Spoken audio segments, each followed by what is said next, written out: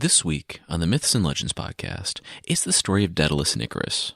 They're the father-son duo, where the father is famous for making wings out of wax, and the son is surprised when the wax does what it does best, and melts. Really though, their story is so much more than that one event, and Daedalus's inventions are basically the cause of everyone's problems throughout these 3 episodes. Then, on the Creature of the Week, it's a Russian forest dweller who likes to play harmless pranks, like letting you think you left your infant in his cradle, rocking at the top of a tree.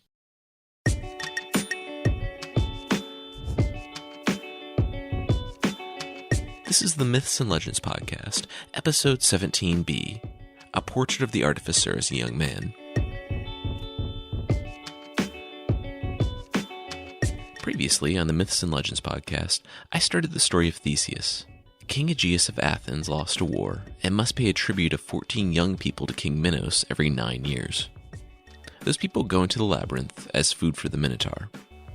Today, though, we're going to backtrack and see how the Minotaur and the labyrinth came to be, through the work of one man, Daedalus.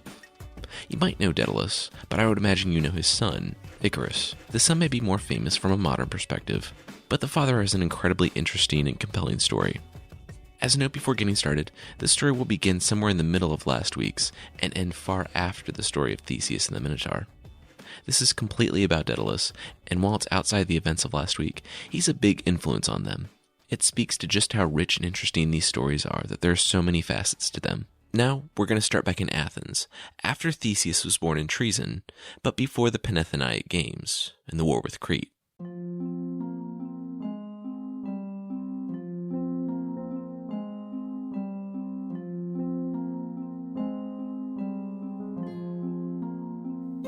Daedalus strained under the weight of the sack he had slung over his shoulder as he walked through Athens. He just needed to get out of the city. One after another, people asked the famed inventor if he needed help. No, he said. He had killed a large serpent near the base of the Acropolis early that morning. He was just taking it out of the city to dispose of it, as the law in Athens at the time required.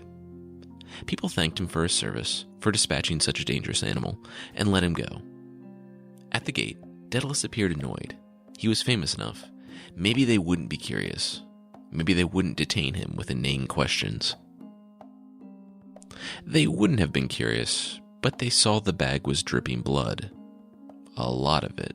He explained that serpents bleed when they die. You don't need to see what's in the bag. But they said, yeah, they needed to check.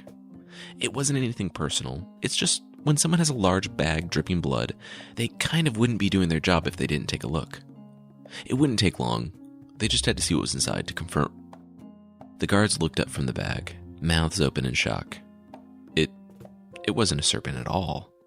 It was the crumpled, dripping remains of Daedalus's young apprentice. Daedalus was on house arrest, awaiting his trial. He would, at best, be exiled, and at worst, executed. It had been an accident. At least that's what he kept telling himself. Talos, his 12-year-old nephew and the son of his sister, had been his apprentice for a few years, but already the protege had surpassed his tutor. Daedalus took the boy on when, over at Daedalus's house one day, he saw the boy take a fish's spine and use it to cut a piece of wood. They both realized it at the same time, and together Daedalus and Talos forged the very first saw. The boy flourished working with his uncle, and in time he invented the first potter's wheel, a compass for drawing circles, and other things. Time passed and the boy began to be better known than his uncle, and Daedalus grew jealous. The boy said he needed to talk, and Daedalus proposed that they meet at the top of the Acropolis, on the roof of the Temple of Athena. There, they watched the sun rise over the whole city. In that moment of peace, Talos told his uncle that he would be leaving his tutelage. What? Yeah, said Talos, I'm way better at this than you, and I'm like a third of your age, and I'm already better known in the city than you. No offense, but I don't need you. Daedalus was panicking. The boy was right. He was already better known in Athens than his uncle, but Daedalus had been getting the credit because the boy was working for him. If Talos left Daedalus, then his uncle would fade into obscurity, made all the worse because he had been eclipsed by his child nephew. His fists were white with rage, and he couldn't even hear Talos finish. The boy moved to pat his uncle on the back, but Daedalus pushed him away sharply. Daedalus didn't need the sympathy of the likes of him. Maybe he didn't know how close the boy was to the edge. or how hard he had shoved him. Maybe he was too slow to react when he felt Talos wavering on the edge of the roof of the temple, his fingertips grazing his uncle's robe. Maybe there wasn't enough time to reach out. Regardless, Daedalus just stood there and watched his young apprentice fall wordlessly into the morning sky. Talos didn't even have time to scream before he hit the stone floor at the bottom. On house arrest, Daedalus thought about it. Accident or no, it wouldn't go well for him at trial. Then he heard noises outside his door. He perked up. The guards wouldn't bug him at night. What was going on? His son, Icarus, just a little older than Talos, appeared in the doorway. Time to go. The boy had always been resourceful, if a bit brash. Daedalus sprung up and began shoving his personal things into a pack. The guards were sleeping. They likely had only moments. After they gathered as much as they could, Daedalus and his son slipped past the guards, through the quiet streets of Athens, and into the night.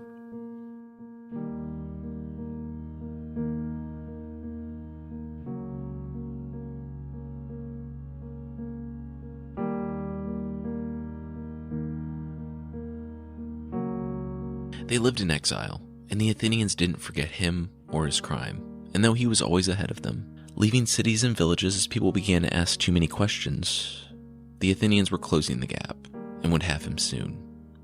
Then, the war broke out. The war between Athens and Crete, though costing thousands of lives, was the perfect opportunity for Daedalus. Athens was under siege, and the last place they would be able to go was Crete. King Minos of Crete welcomed the famous, defecting inventor and his son with open arms. But the war continued, and eventually the novelty of Daedalus wore off, as the war consumed more and more of Minos' attention. In addition to the troubles with Athens, Minos, like Aegeus, had problems at home. He, too, had brothers, and years ago he had been named heir by his father.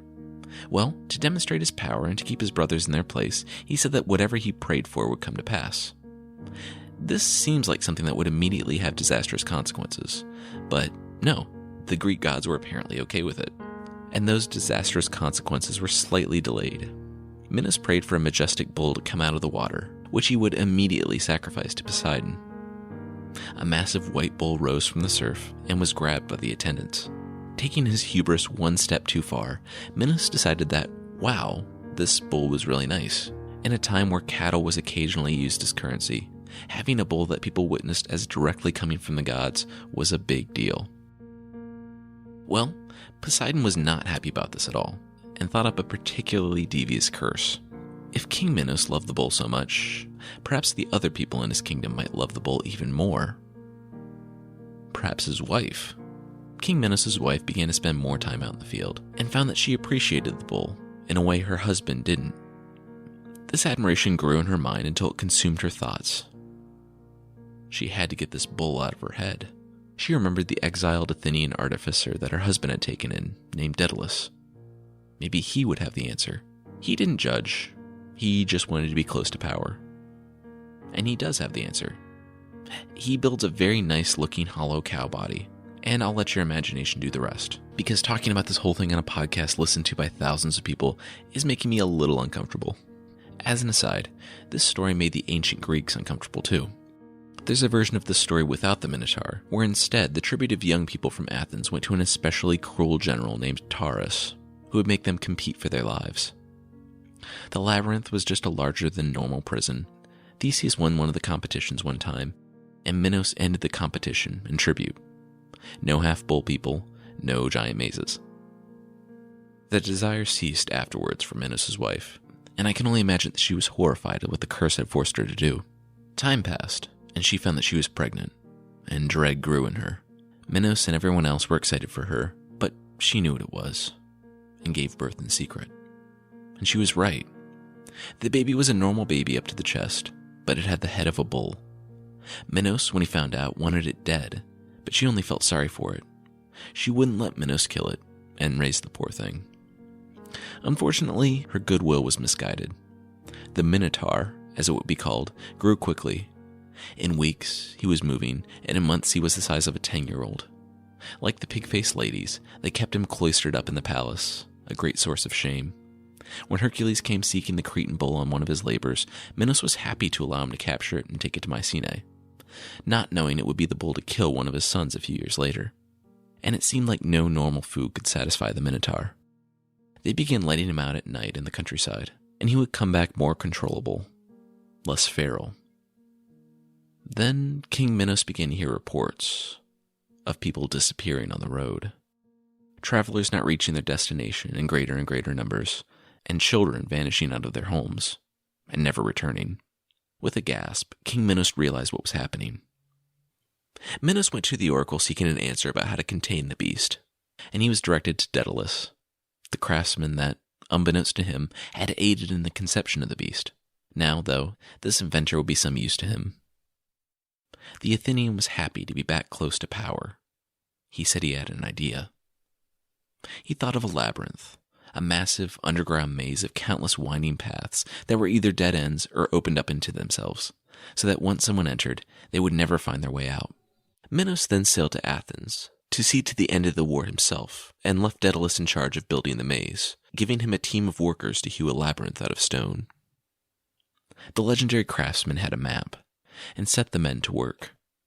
They worked for months and months, following the plan, until the labyrinth was nearly completed. Each night they would follow Daedalus's map back.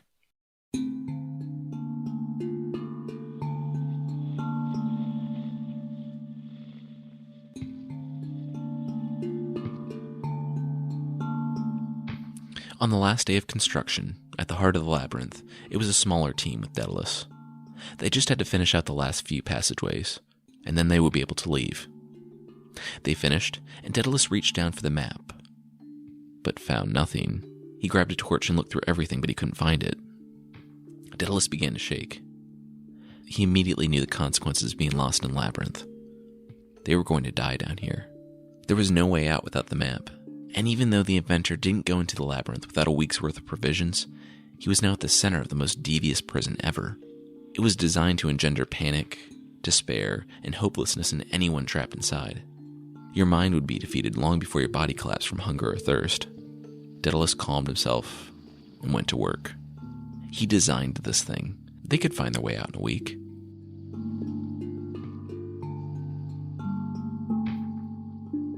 Days later, the group sat in a passage of the labyrinth that looked like every other passage of the labyrinth, in darkness, despairing their situation. A few had been unable to go on, and stayed behind at other forking paths, and the current number of men had only been able to stay alive for so long because they found a natural spring that they had accidentally opened up in their work. Daedalus had been able to keep most of his food a secret from the workers, and while he had tried to remember as much of the labyrinth as he could, his memory was incomplete, and navigation especially difficult in the dark. In addition, the men were starting to get hungry, too, and seeing as they were workers, and he a comparatively less hardy inventor, he began to feel the isolation of the countless dark passages. For his provisions, and him, to last, he would need to leave. That night, or what they thought was night in the complete darkness of the labyrinth, Daedalus snuck off with one of the few remaining torches. 2 weeks later, and nearly a month after he entered the labyrinth, he collapsed in the hallway to the entrance. He was nearly starved to death, clothes in tatters, with the start of a dirty, tangled beard.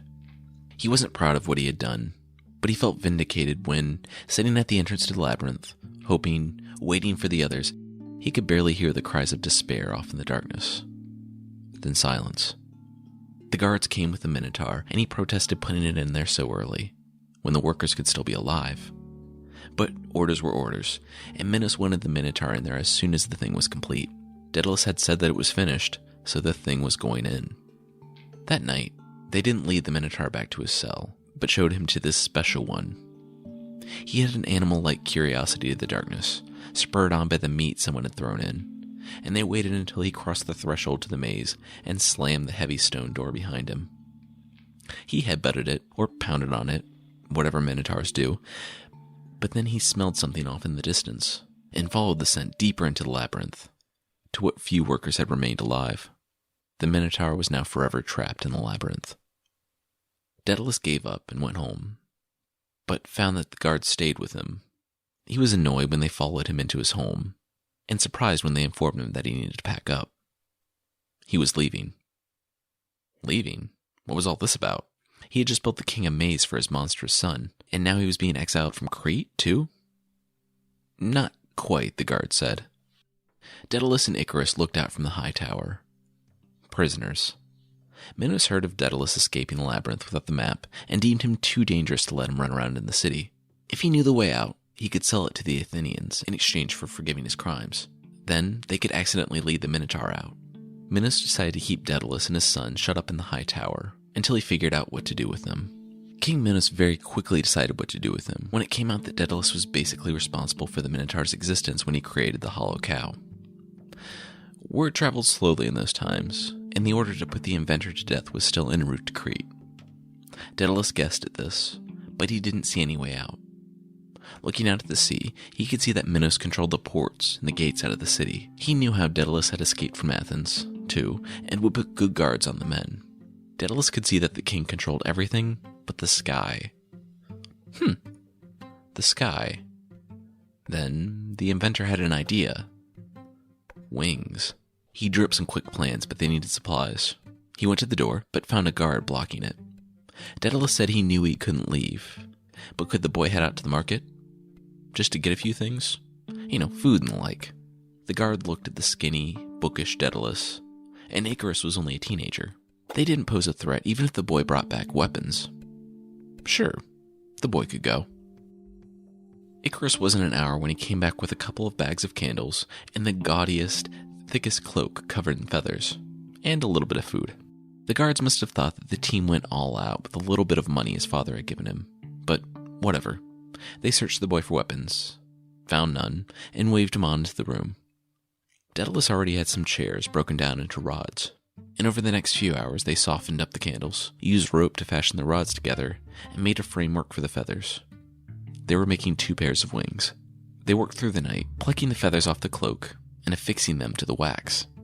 In the end, they had just enough to fill up both sets of wings.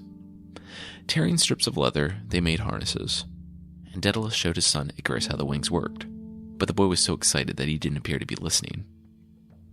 If this worked and they didn't just plummet to their deaths immediately after jumping out of a window, they must be smart on how they used these things. They were going to fly over the sea. That way they didn't need to worry about the archers, but they couldn't get too close to the water. If the surf soaked the feathers, the wings wouldn't fly. Also, they couldn't get too high. The closer they got to the sun, the weaker the wax would get. Icarus, I know these wings are cool, but are you even listening? Daedalus just told Icarus to follow his lead. They slid their arms into the wings and tightened the straps. And Daedalus was the first one to try. The first of its kind device that he just thought up yesterday better work on its first try, or else he would end up dashed on the rocks. He went to the window and teetered on the edge. He was nervous and felt a pang of guilt. Daedalus stepped away from the edge and went to Icarus. The boy could see the tears streaking down his father's face, and they embraced. This was so dangerous, and yet they were both in this situation because of him. He told his son that he was sorry, but said that they would be free and safe soon. It was either this or death, likely by being forced back into the labyrinth to be food for the Minotaur. He hugged his son, went back to the window, and leapt.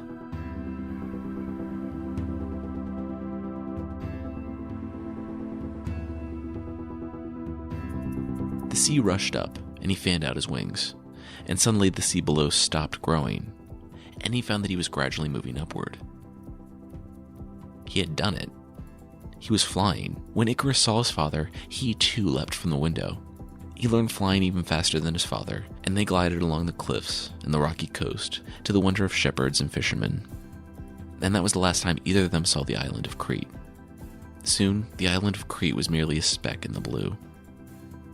They flew for hours. They rose and dove and flew through flocks of birds. The sun was on Daedalus's face, and he was smiling for the first time in years. They would be to modern-day Turkey soon, far, far away from the wars of Greece, or the multiple kings that wanted his head.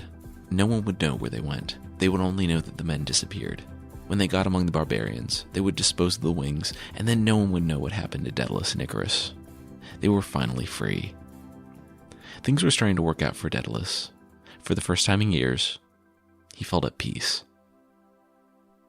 Then, he felt something dripping on his arm. Wax. He gasped. Icarus. The boy had been diving and rising, gaining altitude with each rise and speed with each dive. He wanted to go higher and higher, faster and faster.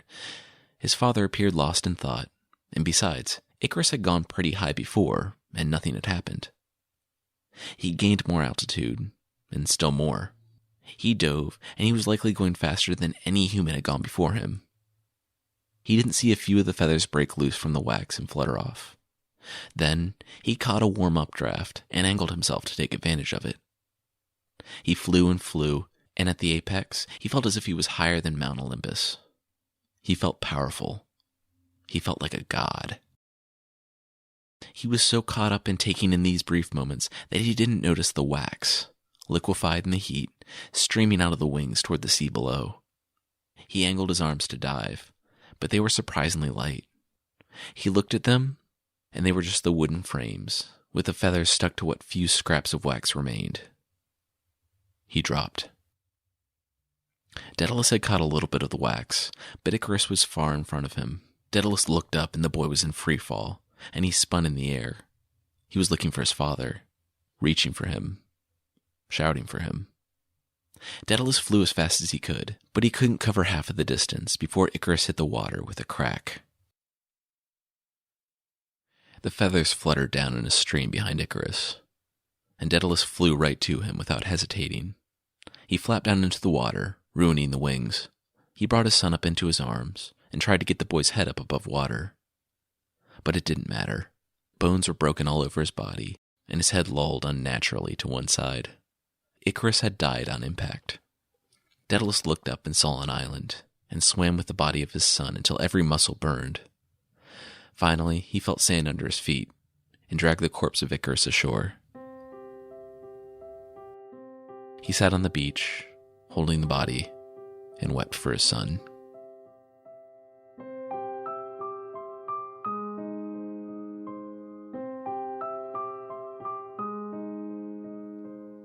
There was a small village on the island, and the people there helped Daedalus bury his son. After he buried Icarus, he lived there.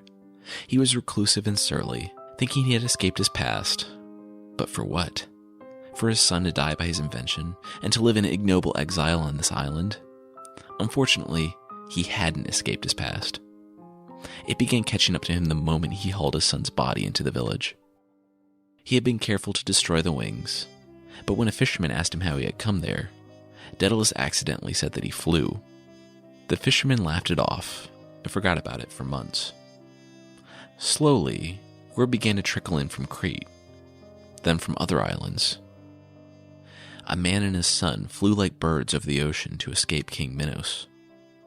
Flew? The fisherman said one night while drinking with some passing sailors. He wondered aloud if it had been the stranger that now lived up on the cliffs. The sailors that heard it didn't think much about it, and more months intervened, until they were, on a different island, talking about the father and son who had flown. In idle conversation, they mentioned that it could have been some hermit living on an island they visited not too long ago. The people they told it to treated it like fact, and they told others. Who told others? Who told people that knew King Minos? King Minos, as it turns out, was still looking for the man that helped create his greatest shame, and who knew the way out of the labyrinth. He dispatched people who knew Daedalus to the island, now, in the modern day, known as Icaria, after Icarus. They must take him alive. Minos would need to know who he had told about the labyrinth, and wanted to thank him personally for helping his wife. They knew what Daedalus looked like, and after years in the court of King Minos, he knew what they looked like. When, out walking along a cliff, he noticed two oddly dressed shepherds he hadn't seen before. And when those two not-at-all shepherds broke into his home the next morning, they found it bare. Daedalus was gone. He had slipped away in the night, on the next ship passing by. On the next island, he remade the wings, and used them to fly west, back to Greece. If Minos could follow him to the ends of the earth, then maybe he was safer back in Greece. He would ingratiate himself to some king, and in that way secure his safety. Daedalus eventually found his way to Sicily, mostly by night to avoid people seeing him, and he dedicated the wings to Apollo, and destroyed them. He met with King Cocalus, and said that he would serve him, on the condition that Daedalus' presence in the court be kept a secret. Cocculus agreed, and Daedalus stayed there. King Minos never forgot, though, and he searched the known world for Daedalus after he escaped the island. He sent men among the barbarians and through all the kingdoms of Greece, but the trail had gone completely cold. Daedalus was still a liability. He knew the labyrinth, and he had helped the Minotaur come into existence. Minos had to find him. Years passed, decades even, and still there was nothing. Minos conquered Athens, and what happens next week came and went, and still Daedalus remained on King Minos' mind.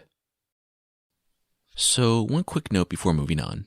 The thing I said last week about the timelines not really agreeing still very much applies here. One of the main versions, and many retellings, have Daedalus and Icarus being imprisoned in the labyrinth after the events of next week. And that is absolutely a valid retelling of the story.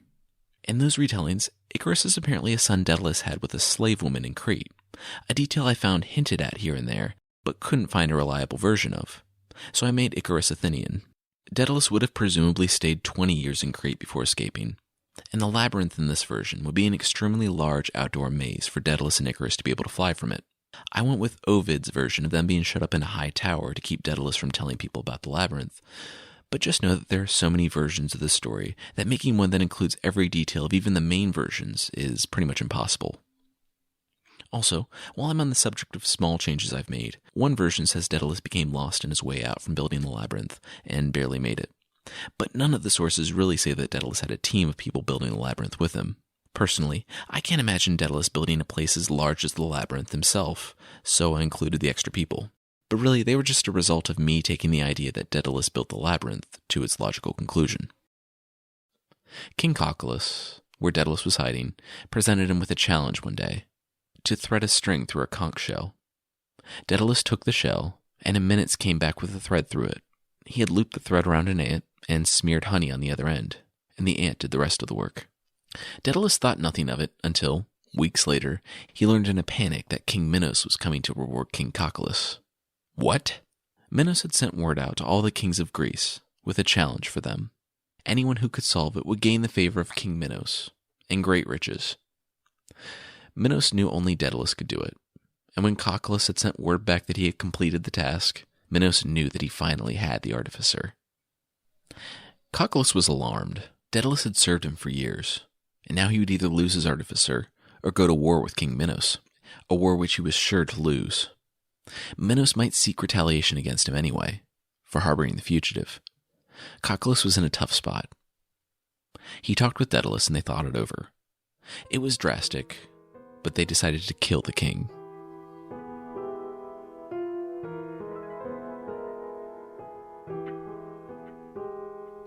Minos arrived that night, and Cocculus was polite, and told him that he had prepared chambers for the powerful king.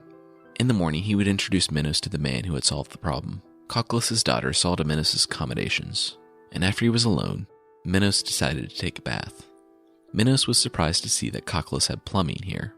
Minotaur in Crete was actually the first ancient civilization to have pipes and rudimentary plumbing, and that's actually history, not legend. And here it was in Sicily, too. Minos was angry. Daedalus was giving away all of his secrets. Oh well, he would have his revenge tomorrow. The warm water began flowing, and Minos sat back in it and began to fall asleep. Daedalus, on the other side of the wall, gave the signal. They simultaneously increased the flow and connected pipes not to the warm water for a bath, but to the very much too warm vat of boiling water. They were separated by a thick stone wall, but they still heard the screams. Panicked and shrieking at first, then soft sobbing before nothing at all. King Minos had been doused and completely soaked in boiling water. He was dead. There were always people eyeing the throne, so no war between Crete and Cocculus' kingdom took place. Daedalus was eventually able to leave Sicily, as those that were seeking him from Athens died of natural causes or forgot about him entirely, and he was remembered by the people as a brilliant inventor. I like to think that he harbored enormous regret with the way he had lived his life. He left a massive body count, from his 12-year-old nephew in the beginning, to all those killed by the Minotaur he helped create both in and out of the labyrinth he built, to his own son. I try to avoid moralizing with this podcast, but instead just present the stories and let you decide. This story begs some consideration, though, because the story of Daedalus and Icarus is held up for its moral lessons. Searching around, I found grade school and high school curriculums that talked about the story and mentioned the morals of listen to your elders and do everything in moderation, which are good things to do. That being said, Icarus' elder was a murderer, on the run, who had helped create a super prison for a king who was the enemy of his homeland. And the whole lesson of moderation is great, but they were flying. You can't give someone that sort of power and then maintain the moral high ground when they stretch its capabilities to the limits. Daedalus created these things of great power and simply handed them off to the people. He washes his hands of responsibility, and history largely blames the people to whom he gave the technology. We see Minos as a bad king, feeding people to the Minotaur, and some of the stories paint the wife as lustful and responsible for the beast. And Icarus is a living metaphor for overexcitement and overreach. But without Daedalus, none of it would be possible. None of the things he created were good for anyone, except only for him, and then only for a short time. He's entirely unscrupulous, and he doesn't seem to care who gets his inventions or what happens to them, as long as he gets to solve a cool problem and gain the renown of doing so. He's so despicable because he isn't evil. It can be argued that he does all he does in order to survive after he kills Talos. It's the fact that he's neutral that makes him terrible. He doesn't care who he helps or hurts. He seems to be so obsessed with using his gifts and being significant in the world that he gives no thoughts to the consequences of his actions. That's it for this week. Next week, we'll finish the story of Theseus, and we'll finally see him entering that great maze and fighting the Minotaur. I want to thank M. Griffington, Laurel Soros, Bones 2016 UK, H. Kanzier, Jammaster Jake, Nordic Gloom, Lord Boul, Ronin Godsblood, and Ian-23 for the reviews on iTunes. It's really exploded lately, and I'm just so grateful. I'm going to start doing just 12 names an episode, because I recorded all the names from all the reviews from around the world last week, and it took me nearly 2 minutes. It's an amazing problem to have, so thank you, and if you don't hear your name, don't worry, it's definitely coming. If you'd like to leave a review, iTunes is the best place for helping people find the podcast, and you can find the show at itunes.mythpodcast.com. There's also a membership on the site. If you'd like to help support the show and get extra episodes each month, that's the way to do it. For $5, less than the price of 1 3/4 shoelaces, you get access to at least one extra episode this month, Fairy Tale Friday, where this month I'm telling a Celtic story where the king makes a victory coat out of the beards he shaves off his defeated enemies. If you're interested, check out support.mythpodcast.com for more information. The creature this week is the Leshy, a forest creature from Russian folklore. Like most forest creatures, he gets you lost and will laugh at you. But unlike most, he probably won't try to eat you. If you catch him in his human form, he's very easy to spot. He has pale skin, green eyes, green beard, and his boots are on the wrong feet. Also, he's missing a right ear, his eyebrows and eyelashes, and he casts no shadow. If you catch him not in his human form, he's very difficult to spot. He can grow to the size of a tree or shrink to the size and likeness of a blade of grass. He likes to have some fun with the people he gets lost in the forest, and he's able to mimic every noise of the forest, and noises not of the forest, like the sounds of a baby gurgling and crying in a cradle high in the tree. As someone who's kind of recently a new parent, I can't imagine many things more terrifying than a baby rocking precariously at the top of a tree. There are some ways to avoid him. You can gain his respect by putting your clothes on backwards and shoes on the opposite feet, and then he won't get you lost. Alternatively, if you don't care at all about the forest or your personal safety, I read in one place that you can just set the forest ablaze behind you, and the Leshy will be too concerned with trivialities like rescuing his family and not dying to play practical jokes on you. I was going to end humorously on that point, but really don't burn a forest down after listening to this podcast. Wearing your clothes backwards is far safer than destroying everything in your path. And, really, who doesn't want the respect and admiration of mythological Russian forest dwellers?